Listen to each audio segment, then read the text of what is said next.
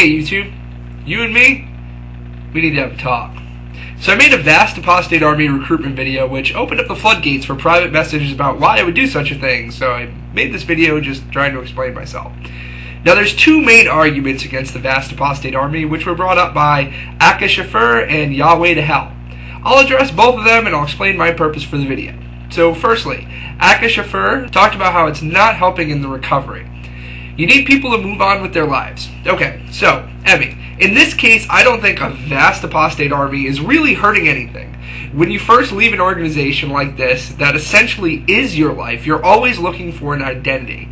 For those of us raised in the religion, we're always Tim the Jehovah's Witness. So suddenly, when that's no more, people can't even identify themselves. For me, I went from being Tim the Jehovah's Witness to Tim the professional wrestler, and never got to stop to figure out who Tim was to begin with. It's taken me years to be comfortable enough with myself to realize just who I am. In this case, as you know, the recovery steps to any trauma is anger, depression, and finally acceptance. I think that having this Vast Apostate Army that people first leaving the organization can join can take care of the anger and depression. The anger, ooh, I'm going to take them down for what they did on November 5th, 2017. And depression, my family is still in and won't talk to me. When November 5th, 2017 comes, the watchtower will come down and I'll get to talk to them again. Finally, acceptance, which comes into my next point with YahweyToHell. So Sean brings up the fact that the Vast Apostate Army is playing right into Jehovah's Witness stereotypes with the evil apostates trying to take down their organization. You're right. You also disagree with using the term apostate, and I'll get to that in a minute. Now, the idea that the Army is playing into Jehovah's Witness stereotypes is actually what made me smile about it so much. You say that you've already discussed it with an active Jehovah's Witness and saw it as some sort of joke, right?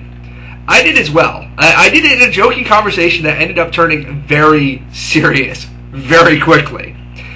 I really didn't expect it to either, but essentially I talked about the Vast Apostate Army and the plan for November 5th, 2017, and the witness said, "How funny. An army of people coming to take out the watchtower. Like that'll ever happen." So I asked, so you don't think that people are going to rise up against the true religion in the time of the end?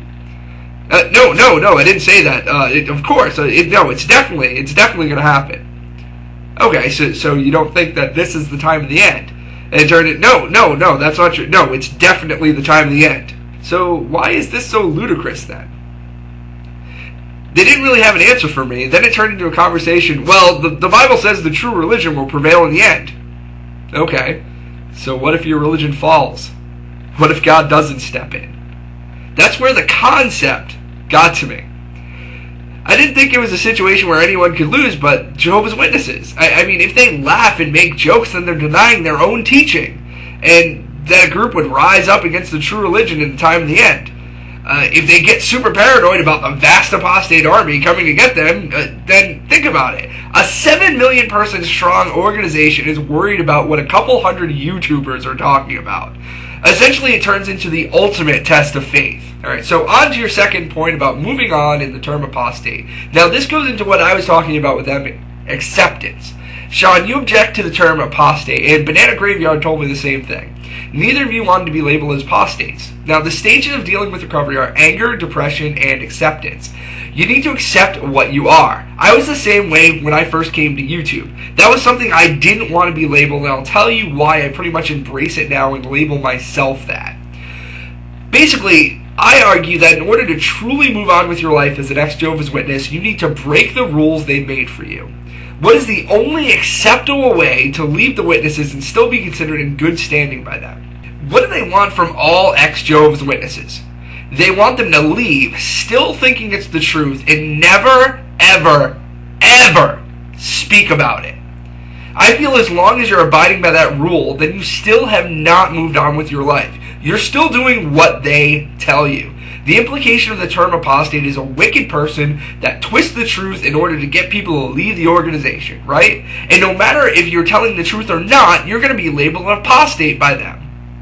No matter how hard you fight and say, no, I'm telling the truth here, or no, I don't wish any ill will towards the organization, the second you speak anything that doesn't toe the party line, you're labeled an apostate. I finally figured that in the immortal words of Zach De La Roca, fuck you, I won't do what you tell me. Being an ex-Jehovah's Witness is a part of me. The reason I left is a part of me. The stigma of my former friends is a part of me. I will not be moving on with my life unless I address it. So I embrace the term apostate because it's what I'm labeled anyway. It's signaling I'm no longer playing by their rules. Not only that, but apostate does not carry the stigma that they attach to it. I feel if every ex-Jehovah's Witness carries that label with pride, then in time it will change the term completely. I say I'm an apostate and I left because I couldn't guarantee I was serving God for unselfish reasons. I couldn't separate the reward from my love for God. And if someone else says, I'm an apostate and I left because I felt like I was being controlled by an organization.